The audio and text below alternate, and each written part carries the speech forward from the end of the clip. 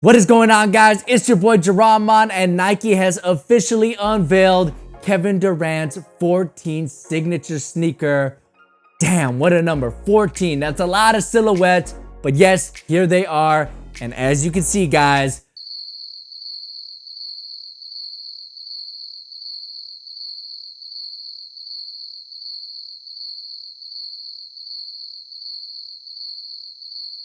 we got a lot to talk about. I mean, this is a very interesting sneaker. I think is the most politically correct way to say it.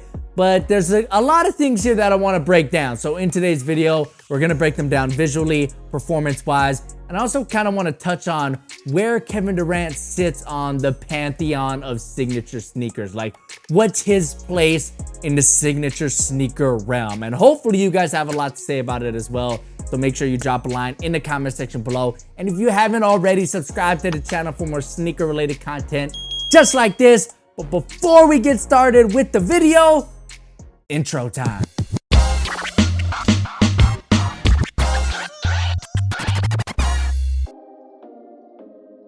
All right, so my first impressions when I saw the KD 14 instantly was, it looks like a kid's shoe. You know how like when you take an adult shoe and then you convert it to GS sizes or kid sizing, the silhouette just kind of looks like too rounded, or it just doesn't feel right. It looks kind of funky. It kind of looks like a knockoff version of the actual silhouette. Well, unfortunately for the KD 14, the actual silhouette looks like a knockoff of the actual silhouette, if that makes any sense. But you know what I mean? Like, it just has a very kid shoe-like feel. And yes, the strap, that's a very kid-friendly feature. We're gonna get into the strap, why it's there, what it's inspired by, and how it's gonna affect its performance on the court. But yes, the strap definitely contributes to that overall kind of like kid shoe feeling. But it also kind of reminds me of the KD2, which also had a strap, but it wasn't the last time we saw a strap on a Kevin Durant signature sneaker. The last time we saw a strap on a KD shoe was with the KD7, which was one of the more popular KD sneakers in recent history. It was a solid encore performer. There were great colorways. And of course, I thought at least it was a great looking silhouette. But with the KD 14, it definitely feels more like KD's second silhouette with the mid to high cut. The midsole kind of even looks the same, and obviously that strap. But another reason why this really reminds me of a kid's shoe is because like all of the colorways that we've seen so far, I mean, we've only seen a handful. Nike has only officially released or unveiled 2 colorways. There's this black and white one, and then there's a cyber one. All the colorways that we see, they look very kid-friendly. Like, there really is no off-court appeal with the KD 14. I mean, are you guys gonna be rocking these if you pick these up, like to the movies, to the mall, to school, out to run errands? I mean, I know I'm not. I mean, it just doesn't have that flavor. It just feels very childish, and I don't know why Nike's going this route. Maybe it's because the older customers of Nike, they don't really mess with KD. Like, they think of him as the guy who left OKC, went to Golden State, and, you know, kind of betrayed the purity of the NBA. So maybe they're just kind of targeting, you know, kids, because, you know, kids don't know better. They don't really get into all that. They just see KD on the court. He's awesome. He's one of the best players. So maybe they're making a shoe that really caters towards the kids so that the parents buy the kids the shoes. But would the parents buy the kids shoes of a guy who's a snake in the eyes of many? That's the question. Now, going back to the strap, like I said, this is the first time that we've seen a strap on a Kevin Durant sneaker since the KD7. But this time it's heavily inspired by the Nike Air Presto, which is one of Nike's most popular off-court options. So I think that's pretty cool that they're taking something from a very popular sneaker and kind of implementing it into Kevin Durant's latest silhouette. The problem is I've never been a huge fan of the Air Presto, so while I can appreciate the design inspiration behind the strap, I'm not a huge fan of how it looks visually. It's very like thin, and I don't know, it just isn't really doing much for me.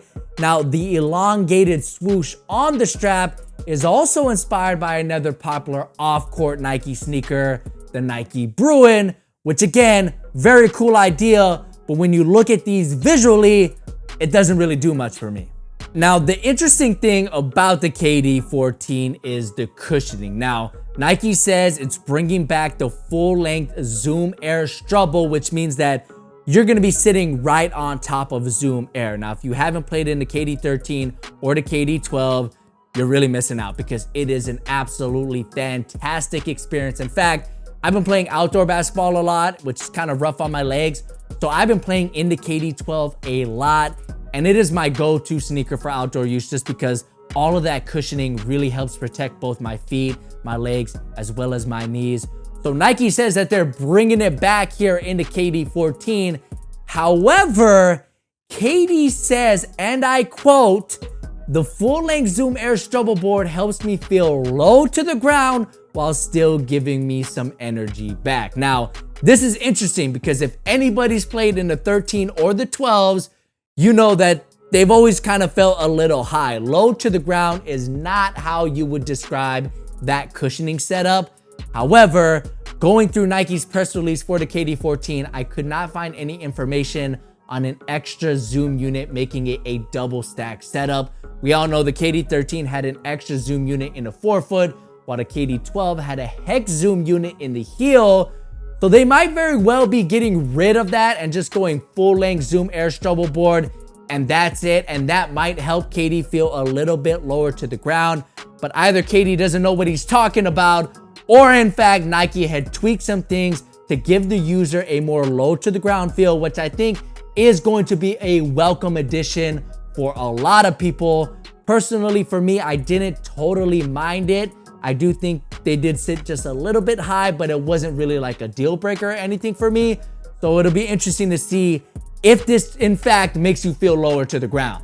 Now, taking a close look at the materials, I think it has a very interesting look, but I don't think Nike's putting out the right colorways or the right patterns with it. Like I said, this black and white colorway just really isn't doing much for me. It doesn't blow me away, but I do appreciate the intricate details of the engineered mesh upper, which Nike says allows them to kind of layer the materials in a lot of interesting ways, which will allow them to put out graphics on different colorways that'll cover KD's favorite music, art, or movies or stuff like that. So really interesting idea. Unfortunately, the colorways that we've seen so far, like I said, not very interesting, at least for someone with my taste. Maybe you guys like them, I don't know. But even taking a look at the ones that Nike didn't unveil in this photo right here with KD, I mean, those colorways as well, I mean, I'm not really feeling them, but hopefully that engineered mesh upper is comfortable, somewhat durable.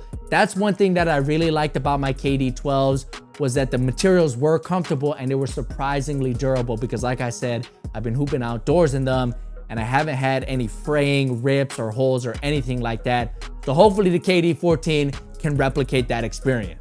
Now, as far as the release date and pricing for the KD14, this black and white colorway is going to be dropping on April 10th globally, but for us in North America, which is most of us, it'll be April 14th. So that's the date you have to circle if you're interested in picking these up.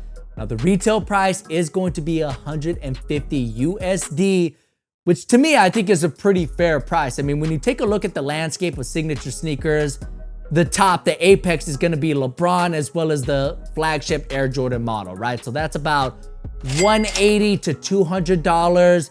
The level below that is probably where KD sits at $150, which isn't really that close to LeBron and that Air Jordan sneaker. It's kind of more down in the mid-range, mid to high tier range, I would say, because Kyrie's more of a mid-range sneaker, and that's like $130 to $140.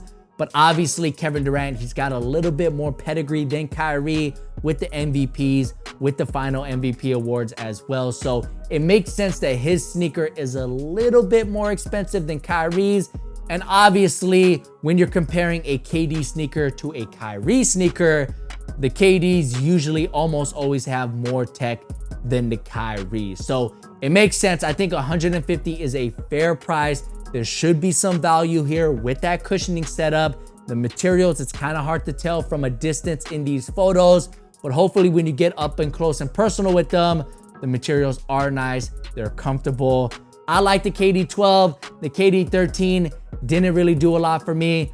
If the KD14 can fix some of the issues that I had with the 12 as well as the 13, I'll be more than happy to throw down $150 on these. But the question is, are you willing to do that as well? Let me know in the comment section below if you're planning on picking these up.